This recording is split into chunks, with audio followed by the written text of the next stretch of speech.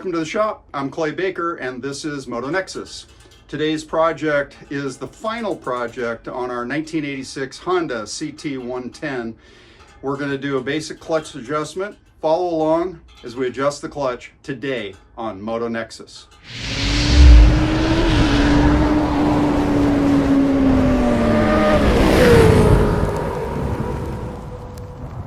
All right, so we're down here on the right hand side of the bike, and underneath this little rubber cover plate is where we're going to find the clutch adjustment nut. And we're going to need what looks like, 14 millimeter.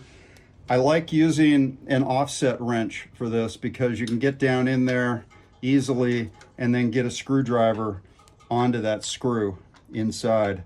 So what we're going to do is loosen this nut and not let the bolt spin.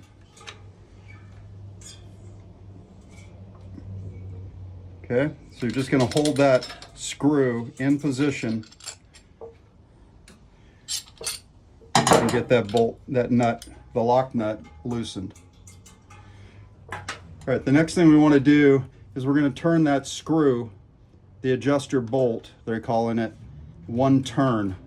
So we're going to turn it clockwise one full turn. That's a half. That's one. Now we're going to turn it back counterclockwise until we start to feel resistance, but no more. That's one turn.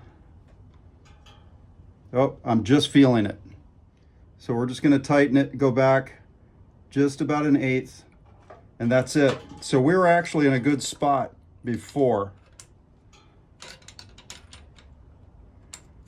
You may or may not be. So this is just a regular service that you'll want to do on your CT110. Thank you so much. Be sure to click the like button, subscribe to the channel, and tell me what else you want to hear or see me do on this Honda CT110.